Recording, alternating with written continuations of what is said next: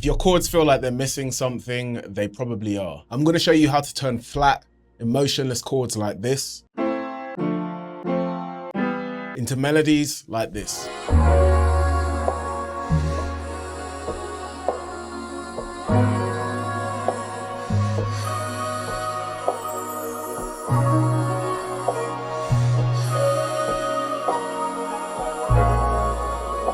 In this video, I'm going to show you what I like to call the ladder method. A simple way of building chords that sound bigger, richer, and far more emotional without needing advanced music theory. Let me show you how it works. Now, I want you to think of this chord like a ladder. Here we've got a basic A minor triad. Now, you've probably heard people talk about 7th, 9th, and 11th chords before. And in the past, as soon as someone mentioned this stuff, my brain would just switch off. But they're actually a lot simpler than they sound. Those names are just telling us how far we've climbed from the root note of the chord, which is A. So since we've got this triad here, our next step up the ladder is going to be to go to G. This would be called a 7th now because the G is the 7th note above our root. 1, 2, 3, 4, 5, 6, 7. Now, if we climb up another step, we'll go to B. This is a 9th chord, as it's the 9th above the root. We drop this down. Now, if we go one more step up, which is the D, we've reached the 11th. Just way more texture and emotion than that. That's why I call this the ladder method. Every step up the ladder unlocks another layer of emotion hidden inside that same chord. You don't have to climb up to the top with every chord you make. Sometimes a 7th chord is enough. Sometimes a 9th gives you the exact feeling you're going for. Just think of each step up the ladder like another extra bit of color that you're adding to the chord. And once you start combining these different types of chords, playing with inversions, that's when you can create endless emotional variations of just one chord. Let's apply all of this to a progression of our own and build a melody from scratch. So I'm going to start with 4 very simple triads. We've got the A minor, the D minor, the F minor, and the E minor.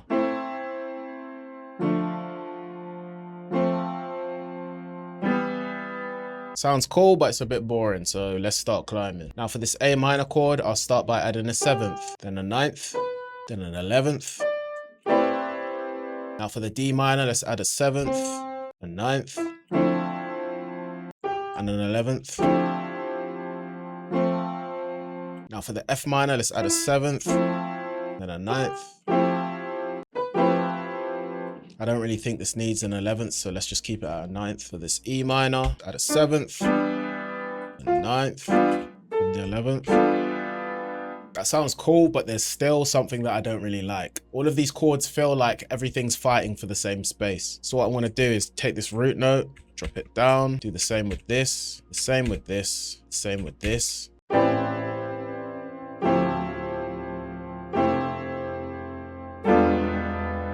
Now that's just got way more body to it already. From here onwards, I'm just gonna add some notes and kind of play with the voicings until I get something that I like.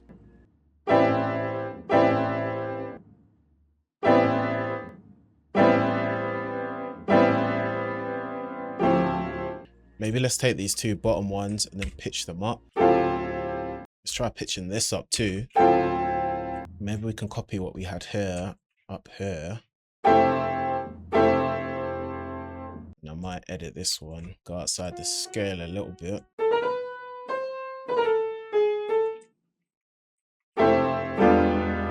Now, if you don't want to have to memorize a bunch of chords, I've put together a free ladder method chord library in the description below. It includes a bunch of MIDI chord progressions covering different moods and styles, plus a PDF breaking down every single note so you can see exactly how the chords are built. Just drag the MIDI into your DAW, experiment with the progressions, and tweak them into your own melodies. It's completely free if you want to grab it.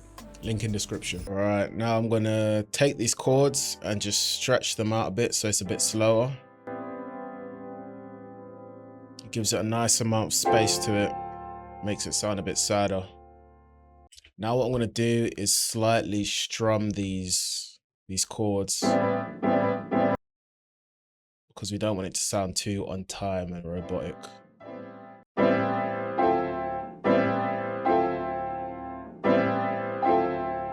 I'm just going to do that for the rest of the chords that I've laid down. I'm also going to play the velocity of my notes.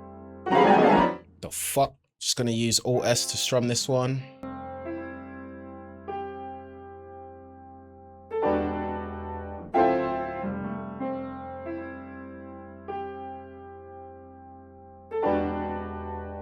Now, when you're doing this, it's very important to just take your time. I know when you're watching these production videos, it seems like everyone's just whipping stuff up in a couple of minutes with no effort, but that, my friend, is called editing.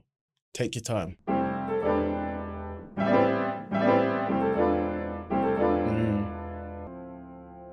I'm just playing around with inverting some of these notes. Now, shout outs to Reggie Knows, because what I'm about to do, I saw in one of his videos. What I'm gonna do is I'm gonna apply Sound City Studios reverb to my piano. Then I'm gonna pitch the piano down 12 semitones. Pitch the notes up.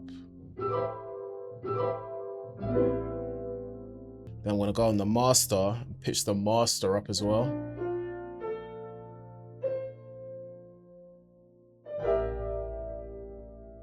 Actually, I think it sounds better without the reverb.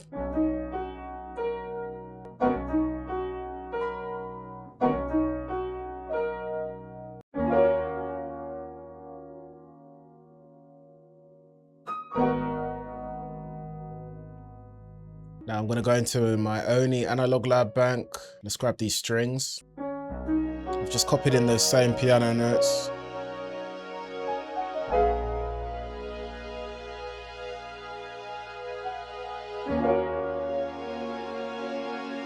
Now I'm just applying some fruity reverb to that piano. Just gonna make it nice and wet.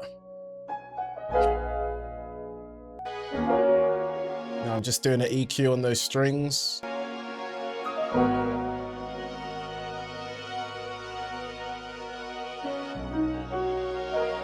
Now let's split these layers out. Now I'm gonna add a vocal layer to this.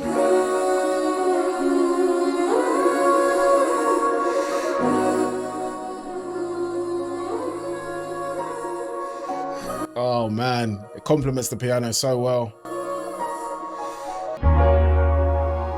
You know we gotta add a bass. Just adds way more rhythm to the sample.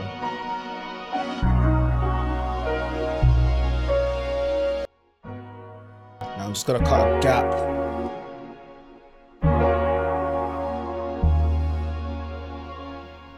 Yeah, adds way more rhythm.